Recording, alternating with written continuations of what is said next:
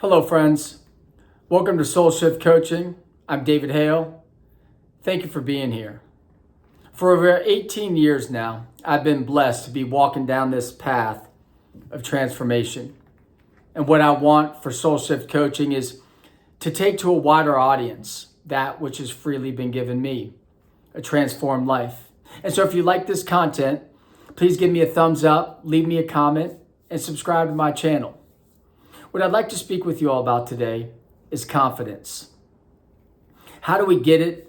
How do we attain it? How do we make sure that it grows and it builds over our course of life? Over the years, I've come to settle in on 4 cornerstones of confidence, 4 different lenses, if you will, that we can view confidence. And what I want to do today is speak to you about the first 2, and in the subsequent video, talk about the 3rd and 4th lens. Confidence. I'm not talking about ego. I'm not talking about bravado. I'm talking about those people, you know them, that you're just drawn to them for some reason. It's because they have that sweet combination of both humility and confidence. And that's what we want. That's what I want. I remember when I started down this path and my new way of life almost 18 years ago, where I'd see these people and I just find myself saying, man, I want what they have. Well, over many, many years, it hasn't been easy, but it has been simple. I've come up with these 4 cornerstones of confidence so I can properly calibrate my confidence as I roll through my days. I don't want to be too big for my britches or too small for my britches, but I want to do certain things. I want to think certain ways. I want to live a certain rhythm to my life. So I'm constantly calibrating my confidence. There are 4 cornerstones, like I said. They all begin with R. I want to keep it simple. Those 4 are reflection, repetition, resiliency, and relationships. Once more time. Reflection, repetition, resiliency, and relationships. And so today I'm going to unpack the first 2, reflection and repetition. And like I said in a subsequent video, the 3rd and 4th. Reflection. I am a firm believer, because I've reaped the benefits and I've seen it in other people's lives, that we all should be intentional about having a period of reflection to start every day. Now, I understand some of you all might be in a season where it's just not possible. Maybe you could go to bed a little bit earlier and wake up a little bit earlier. Or maybe you could do it by mid-morning or at least by lunch. Because once we get on the other side of lunch, we've just had to respond to too much of life where we just won't receive the full benefit if we get it closer and closer to when we wake up. So my suggestion to you is a 30-minute block of time. Shortly after you wake up, you do those few little things, and then you go find that chair or that couch. You sit in it, and you just settle yourself. And you find a rhythm to your breathing. And the first thing we want to talk about here, there's many ways to unpack reflection, but I'm going to speak to 3 specific aspects that work for me and I've seen work for others. The first thing we want to do as we settle in and we get into that rhythm is just simply clear out our head. We need to unplug. We live in such an overly manufactured world, surrounded by technology 24/7, 365, that we just need to pump the brakes. We just need to slow down. We just need to stop. And so the first few minutes is simply just getting settled to where you are, feeling the chair or couch that you're in, getting into the rhythm of breathing, and just clearing your brain. And what that will do, it will do 2 things in my opinion, because I've had it happen to me again and again and again. The first thing that does is it gives space for that still small inner voice to speak up. It is amazing what that still small inner voice that we all have will say if we just give it space and time to speak.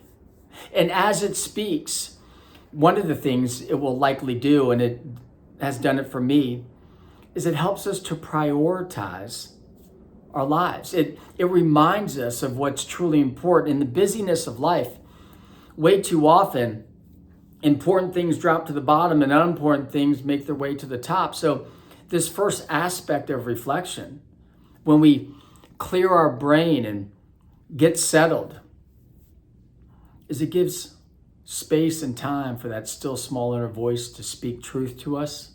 And one of the things that it will speak truth, it will help us remind us of what's truly important, to prioritize our activities. That's the first aspect, excuse me, of reflection. The next one we want to do, the next aspect of this quiet time, this reflection time, is that famous gratitude list. We have to get into the habit of building that gratitude list for things big and small. So in the beginning, it's always easy to list the big things. And I certainly hope for most of you watching that those big boxes are checked. The roof over our head, the clothes on our back, the food in our belly. For some of y'all, if there's a deficit there, keep at it. There's always a radical harvest on the other side of discipline. Keep at it. And for those of us that do have those big boxes checked, the real discipline comes in finding all those little things in life to be grateful for. One of the things that reminds me every day that I've just worked way into my daily routine is dental floss. Every time I floss every day. Every time I do it, I just kind of smile because I'm saying to myself, man, I love dental floss. But it's just one of those little mundane things that is constantly retraining my brain to have abundance eyes. See, that's what a gratitude list can do for us. It can counteract, it can overcome what many people push, a narrative of scarcity. I want the exact opposite. I want a running narrative of abundance. See, when we are constantly with the lens of scarcity in our eyes, that causes stress. It actually takes away from our confidence if we constantly think that there's not enough. When we have eyes of abundance, when we are walking through life and we see a dime on the street, even though we might not pick it up, we can sit there and think, man, that's money just out there. There's just abundance everywhere. We learn this discipline of seeing abundance everywhere, and we do that through this gratitude list. Maybe you're just grateful for your first cup of coffee in the morning. Maybe you're grateful for your favorite chair or your favorite couch. We need to make sure that we are grateful for the big things and the small things. So over time, we can counteract that scarcity mindset and learn to have eyes of abundance. Okay? So first thing we want to do is we want to clear our brain, give space for that still small inner voice to talk. That will help us prioritize things. It'll do many things. One of the things will help us prioritize. We also want to build that discipline of that gratitude list. Gratitude list adds abundance to our lives, and with abundance comes confidence because we're not stressed out because there's always enough and there's always enough time. And so that adds to our confidence profile. And then the third aspect of this reflection time is scanning back over our life, whether it's the last week, the last month, the last year, the last decade. And we want to make sure that we are giving ourselves credit for those things that we should give ourselves credit for, right? We want to make sure that we have taken proper stock of who we are, how we got here. Because if we don't know who we are and how we got here, we sure as heck aren't going to know who we want to be and how we want to get there. And so as you scan back over your life, we want to take note of those things, no matter how big or small or frivolous we think they might be. Have we incorporated them into our confidence profile? Some of those things that we just might fluff off, we want to make sure that we say, no, I did that, or I endured that, or I changed my reaction there. I thought a different thought process. I took a left at Albuquerque there. I actually accomplished something there, even if no one else saw it or knew about it and no accolades came your way. You know it. And so we want to make sure that we incorporate those things into our life, in our confidence profile, to make sure that we're starting from a proper calibration of our confidence. And then some of those things, maybe we thought too highly of a particular action on our part. And maybe we need to scale that confidence back a bit. But what this moment of reflection does is allows us to take stock of who we are and how we got here, so we can identify those things that we want to repeat and things that we want to let go of. So that's reflection. That's the first of the 4 R's in my 4 cornerstones of confidence. Second one that I'll speak to today, repetition. There is no doubt about it. Repetition builds confidence. There's a famous book written several years back by Malcolm Gladwell.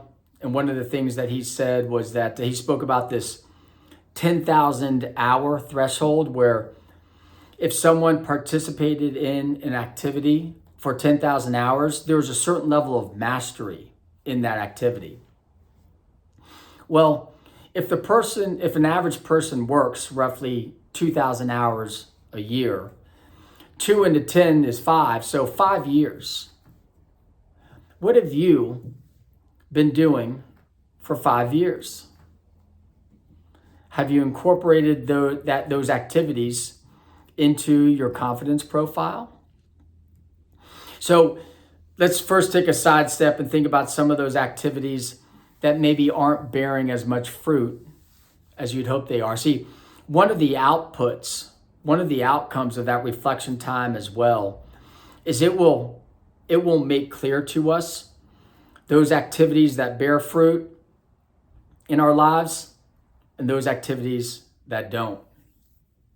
And so what we want to do is we want to make sure that our repetition is in those activities that actually bear fruit. And what that reflection time will also do, will also illuminate those activities how well we are doing them. I've been working out for many, many years. And in my younger days, what I wanted to do was higher weight, lower repetition to throw on some mass. Well, now, a couple years shy of 50, I've switched, and what I'm doing is I'm doing much lower weight and far more repetition, because I want that endurance. I want that strength. I want that agility and strength and flexibility. And so what I do is I do far more repetitions, but I do them perfectly. Well, as near as perfect as I can get them. And so what that quiet reflection time will illuminate those activities that do bear fruit, and we can ask ourselves, are we doing them perfectly? Maybe what we want to do is to pick 2 or 3 of those repeated actions that we do in our daily lives and really improve them, really refine them, really double down on them and make them be as fruitful as they can be. And while we're doubling down and really leaning in on those activities that we need and want to do that are bearing fruit, what that will do, hopefully, is encourage us to drop some of those activities that are not bearing fruit, that we can hopefully maybe just cast them away and never bring them back. See, repetition builds confidence. We want to make sure, because we all have those things that we repeat in our lives. I only suggest to you as one of those tasks that you could also do is to do a time inventory, where for a week or two you just roughly list out where all of your time is spent. And what that will do, it will illuminate those activities that are bearing fruit and the ones that aren't. And what we want to do is we want to shift away from the ones that aren't bearing fruit and focus on those activities that are, and double down in the repetition of those activities. One of those activities should be your reflection time. Confidence. Vitally important as we walk this life of transformation. If we don't have faith in the process, if we don't believe in the process of what we're going through, if we don't have that humble confidence that says, hey, I'm going to plant and sow and plant and sow and invest time and invest in myself. If we don't have that confidence that there will be a harvest on the other side, well, then there won't be a harvest on the other side. Or maybe there'll just be a half of a harvest. That's not what we want here. We want that radical harvest of transformation. We want to live a disciplined life by incorporating these first two aspects of confidence, reflection and repetition. Incorporate those into our daily lives through a daily discipline so we can reap that radical harvest that is always on the other side of discipline. If you've liked this content, like I said, please give me a thumbs up, leave a comment, or please also subscribe to the channel. Like I said, you could also check me out at soulshift.org. If you like this content, there's also 2 videos here that you could click on as well. I appreciate you being here, and I look forward to walking with you as we all walk down this path of transformation, living in peace and knowing freedom, so we can all reap that radical harvest that is always on the other side of discipline. Thank you for being here.